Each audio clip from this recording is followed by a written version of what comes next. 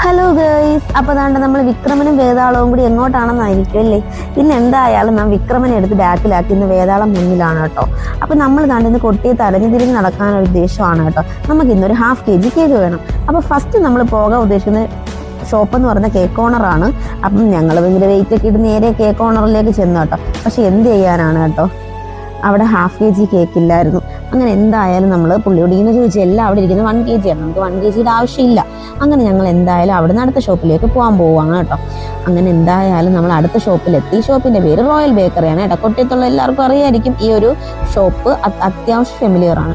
അങ്ങനെ എന്തായാലും അവിടെ ഒരു ½ kg കേക്ക് ഉണ്ടായിരുന്നു, നമ്മളതെടുത്തു. അപ്പം നിങ്ങൾ അതിലേക്ക് എന്താണ് ഈ കേക്കിന് ഉദ്ദേശം? ഇന്ന് നമ്മുടെ വിഷ്ണുവിൻ്റെയും ചിന്നുവിൻ്റെയും വിവാഹ ജീവിതം തുടങ്ങിയിട്ട് 2ാമത്തെ വർഷം പൂർത്തിയാവുകയാണ് കേട്ടോ. അപ്പം നമ്മൾ ചെറിയൊരു കേക്ക് എടുത്ത് ഞങ്ങൾ വേറെ ആരെയും വീട്ടിൽ ഇൻവൈറ്റ് ചെയ്തിട്ടുണ്ട്, നമ്മുടെ വീട്ടിലുള്ളവർ മാത്രം. വെറുതെ എന്തിനാ 1 കിലോയുടെ കേക്കൊക്കെ എടുത്തിട്ട് നമ്മൾ വേസ്റ്റ് ചെയ്ത് കളയുന്നത്.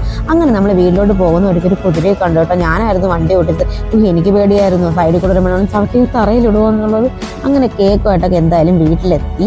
ഇനി നമ്മൾ ദാണ്ട കേക്ക് കട്ട് ചെയ്യാൻ പോവുകയാണ് കേട്ടോ. അങ്ങനെ ദാണ്ട 2 നമ്മുടെ കിളികളും കൂടി ചേർന്ന് നമ്മൾ കേക്കൊക്കെ കട്ട് ചെയ്യുവാണ്.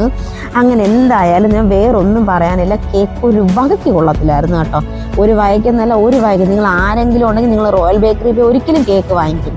എൻ്റെ ഒരു പ്രത്യേക ഒരു അഭിപ്രായമാണ് കേട്ടോ. ചിന്നു എങ്ങനെയെങ്കിലുമൊക്കെയാണ് കഴിക്കുന്നത്. അവൾ വാങ്ങിച്ചപ്പോഴും റെഡി ഒരു വയക്ക് കേക്ക് കൊള്ളൂലെന്ന് കേട്ടോ. അങ്ങനെ അതിനുശേഷം നമ്മളെ ഉണ്ണിക്കുട്ടന് കൊടുക്കാൻ പോവുകയാണ് കേട്ടോ. എന്തായാലും ഉണ്ണിക്കുട്ടന് ഭയങ്കരമായിട്ട് ഇഷ്ടപ്പെട്ടു കേട്ടോ. ഞാൻ ഇച്ചിരി എടുത്ത് വായി വെക്കുമ്പോൾ എൻ്റെ മുഖത്ത് എക്സ്പ്രഷൻ നിങ്ങൾക്ക് കാണാൻ പറ്റുന്നുണ്ടായിരുന്നു കേട്ടോ. ഞാൻ കഴിച്ചില്ല. അങ്ങനെ അതിനുശേഷം നമ്മുടെ നല്ല സുരുബേബി നല്ല ഒരുങ്ങി സുന്ദരിയായി ഇരിക്കുവാണ് കേട്ടോ. എവിടെ പോവാണെന്ന് വെച്ചാൽ എനിക്ക് പറഞ്ഞുകൂടാ. എൻ്റെ അടുത്ത് പറഞ്ഞ് എവിടെയോ പോകണമെന്ന് പറഞ്ഞ് കേട്ട ഉടനെ ഡ്രസ്സെല്ലാം എടുത്ത് ഫിറ്റ് ചെയ്തിട്ടുണ്ട് കേട്ടോ.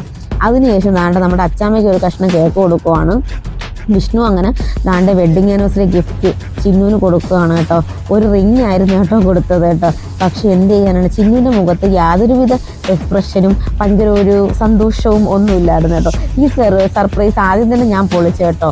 അതിൻ്റെ ഒരു ഇതാണ് വിഷ്ണുവിൻ്റെ മുഖത്ത് നിങ്ങൾ കണ്ടുകൊണ്ടിരിക്കുന്നത്. കാരണം വിഷ്ണു ഈ കാര്യം എന്നോട് മാത്രമേ പറഞ്ഞിട്ടുള്ളായിരുന്നു കേട്ടോ. എന്ത് ചെയ്യാനാണ്, അത് ഞാൻ അവളുടെ അടുത്ത് അറിയാണ്ട് പറഞ്ഞു പോയി കേട്ടോ. അതാണ് അവർ എനിക്കെതിരെ ആരോപിച്ച ഒരു തെറ്റെന്ന് പറയുന്നത് കേട്ടോ. വിഷ്ണുവിൻ്റെ മുഖം നിങ്ങൾ കണ്ടില്ല. ഇതാണ്